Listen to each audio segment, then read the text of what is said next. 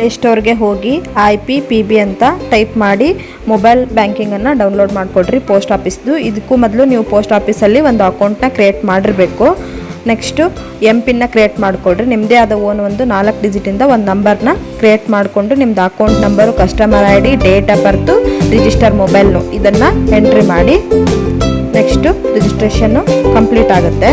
ನಿಮ್ಮ register mobile ನಂಬರ್ಗೆ OTP ಬರುತ್ತೆ, ಅದನ್ನು ಕ್ಲಿಕ್ ಮಾಡಿಕೊಂಡು ರಿಜಿಸ್ಟರ್ ಕಂಪ್ಲೀಟ್ ಮಾಡಿಕೊಡ್ರಿ.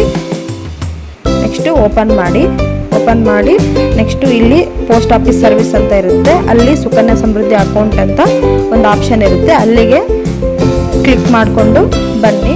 ಇಲ್ಲಿ ತೋರಿಸುತ್ತೆ ನಿಮಗೆ ಡೆಪಾಸಿಟ್ ಲಿಮಿಟ್ಟು 250 to 1.5 lakh ಅಂತ ಇರುತ್ತೆ. ನೀವು 250 ಅಂತ ಕ್ಲಿಕ್ ಮಾಡಿಕೊಡ್ರಿ. ನಿಮ್ಗೆ ಎಷ್ಟು ಬೇಕೋ ಅಷ್ಟು 250ಇಂದ 500,000 ಎಷ್ಟಾದರೂ ಮಾಡ್ಕೋಬಹುದು. ನಂದು ಈಗ ಆಗಲ್ಲ, ಯಾಕಂದರೆ ಅಲ್ಲಿ ಇನ್ಸಫಿಷಿಯೆಂಟ್ ಬ್ಯಾಲೆನ್ಸ್ ಇದೆ. ಹಾಗಂತ ನೀವು ಮತ್ತೆ ಪೋಸ್ಟ್ ಆಫೀಸ್ಗೇನು ಹೋಗೋ ಅವಶ್ಯಕತೆ ಇಲ್ಲ. ಗೂಗಲ್ ಪೇ, ಫೋನ್ಪೇ ಇವುಗಳ ಮುಖಾಂತರ ನೀವು ಪೋಸ್ಟ್ ಆಫೀಸ್ ಅಕೌಂಟ್ಗೆ ಪೇ ಮಾಡ್ಕೋಬಹುದು.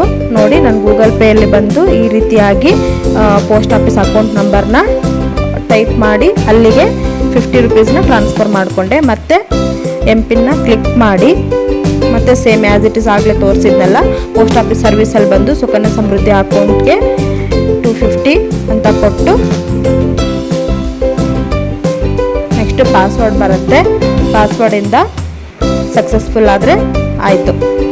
Thank you.